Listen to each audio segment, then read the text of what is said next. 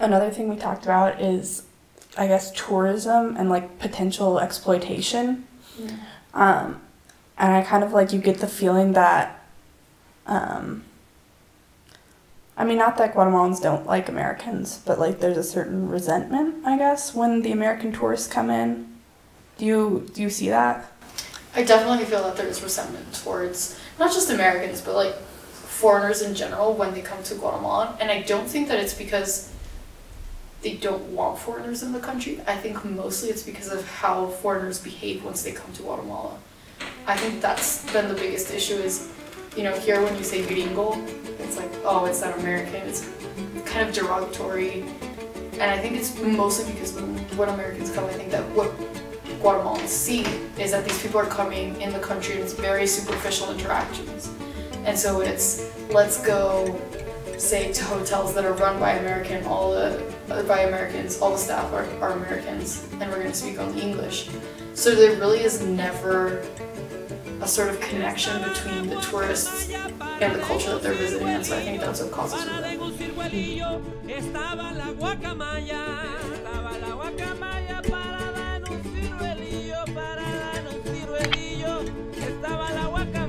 Sacudiéndose las alas porque tenía pinolillo. Estaba la guacamaya parada en un ciruelillo.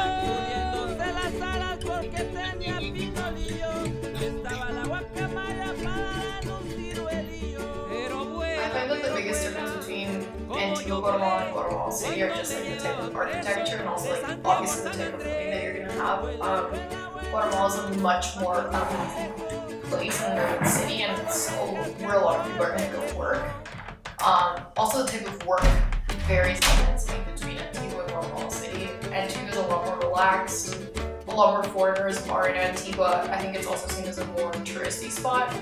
But also the type of work that's being done in Antigua, it's either very much arts and crafts, small-scale business, but also you have that rural portion of it with coffee growing that you don't have in Guatemala City. So it's just that difference between a very urban environment and a not so urban environment, I guess.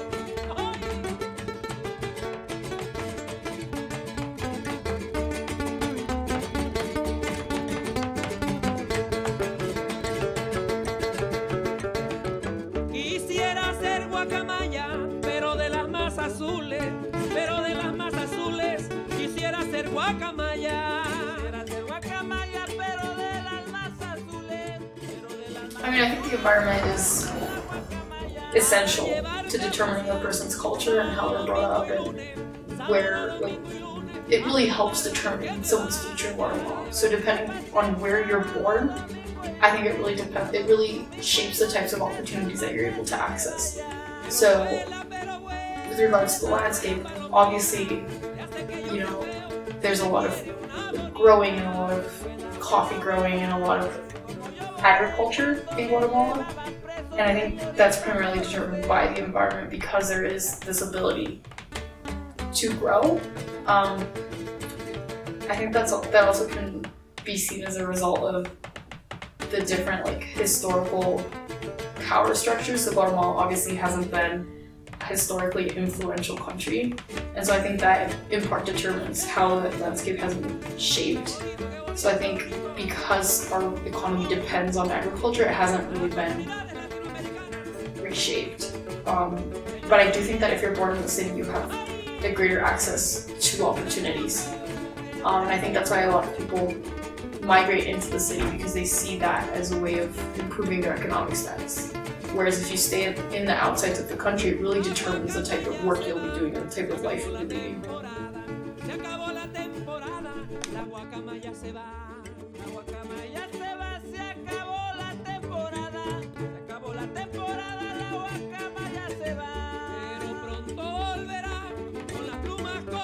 I think the economic positions in the US and in Guatemala are very different.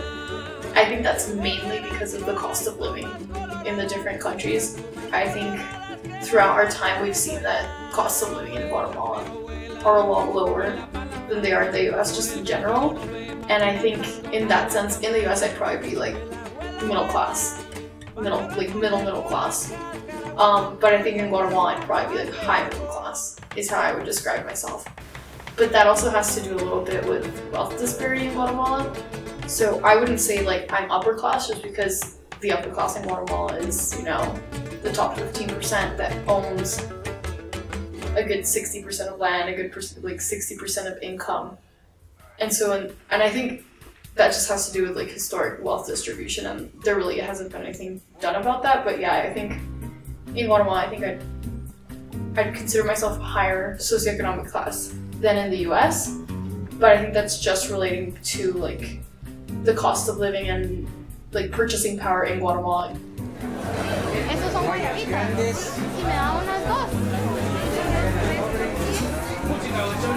¿Va? Sí.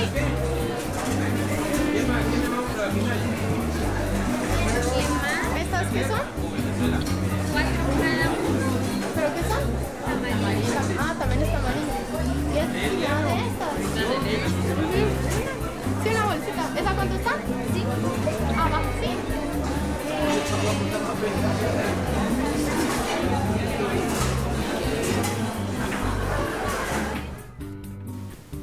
I think having a maid in Guatemala is something that's very common. I think that it becomes common once you are like lower middle class. Everybody will have like some sort of like maid or cleaning lady or somebody that comes. It's different depending on the household. So you'll have some people that like, for example, have live-in maids. So they'll have like a room in the house and they'll live there Monday through Saturday at noon, and then they'll leave to their homes and then come back. I don't think that would work with us just because there's not that much to do here. But I think that's just a culturally acceptable thing. And I think it's also seen as a way of employment because there is such a huge informal employment sector in Guatemala that there's a huge pool of people that are looking for jobs. And so I think it becomes very acceptable. Whereas in the US, it's very expensive to have a maid. It's like, what is it, like $100 for like the day? Which here I wouldn't be able to afford that if it were the case. I definitely think that religion is very important, not just in Guatemala, but in Latin America in general. And I think it plays a larger part than it does in the US, just because it's very rare for you to find somebody that doesn't believe in something. Like, for example, an atheist, or even an agnostic person. You don't have much of that because I think religion has become so socialized that, for example, when I went to school, I went to like Catholic classes, not because my parents taught me to be Catholic, not because my immediate like family taught me to be Catholic, but rather because my surroundings pushed me to be Catholic. When you would be in class, like, it'd be like, oh, who's Catholic? And 80% of the classroom would raise their hands. You know, so then the other kids that would really feel a little bit excluded. So I think in part it's that fact that we were colonized. And I think that when people are colonized, one of their ways of surviving is to adopt that culture and that religion and those ways of living of the colonizer in order to like escape those things.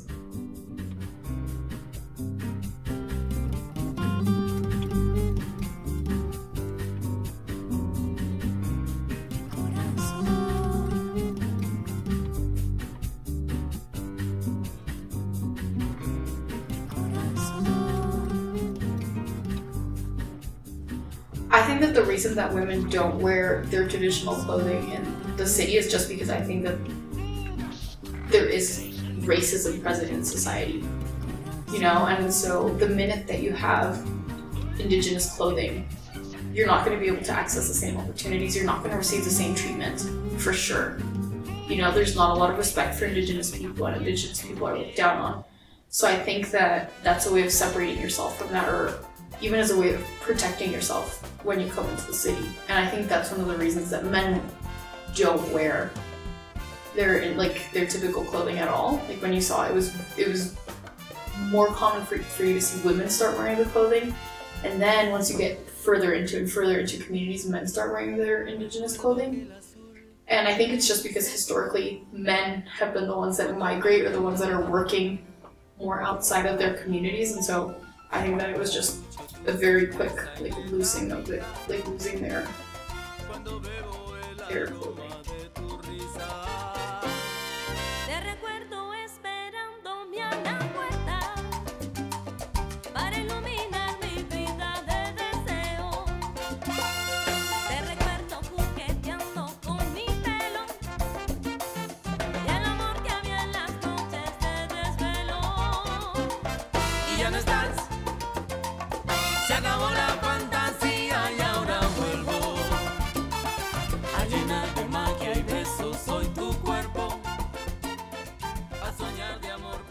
think that the role of family is really important in Guatemala, and I think it is very different than the US. And I think it's partially because of American culture, where you're really encouraged, it's very individualistic, so you're really encouraged to like follow your own activities, do your own things, and I think that's what kind of separates you from interacting as much with your extended family, because maybe your parents are doing this, your sister's doing this, you're doing this, and so it really gets you focused in the area that you're living.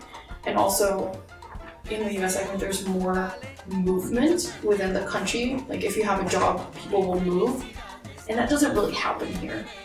You know, like where you're raised, where you grow up, that's usually where you're gonna find a job. And so I think that's also what helps like with interactions with your extended family. But also your family is seen as something very, very important. It's seen as who you should be spending most of your social time with and most of your time with. And I think in Guatemala, I think, yeah, you interact a lot with your extended family, but I think it's also something that has been very much encouraged by my family. Like, for example, my dad is very close to his aunts and his cousins and all of them just because he saw them growing up, and so I think he really wanted that for me and my sister. And then in my mom's side, I think because we don't have a lot of family here from my mom's side, that we really interact a lot, and also because I lived in the same house as my cousins, my aunt, as my grandma for 10 years, and you know, they taught at the same school that I went to, so I think it just becomes automatic that you just go to your family.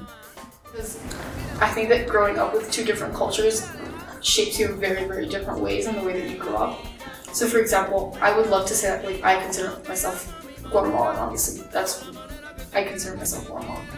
But I don't think that a Guatemalan who comes from two Guatemalan parents from Guatemalan traditions would necessarily see me as Guatemalan. You know, they'd see me as Guatemalan by birth, and the way I speak in different ways. But I think I also have a lot of my mom's side of me, obviously. So I think that that's been an interesting kind of balance.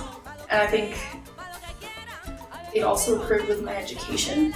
So I think the first half of my education was in a Guatemalan school with Guatemalan students and all that. And so that was a completely different experience than, for example, going to an American school with mainly American and international students and Korean students. And so I think you really have to juggle the two things, because the cultures can really look for very different things. So for example, on one side you're expected to be a little bit more social, to go out, to have fun with your friends, and to be very like, interacting and going out. Whereas like at least my mom's side was very much focusing on academics, on getting stuff done and being proactive. And so I think that's been a very interesting experience. And especially like, with this trip, it's been interesting to see how you reconnect, or how you get to see different areas of the country, because I still feel like in some places I look like a tourist. Like where people see me, they never really say, okay, you're Guatemalan. So that's also an odd experience, because you feel like you're here and you're from here, but that's not necessarily the way you're seen.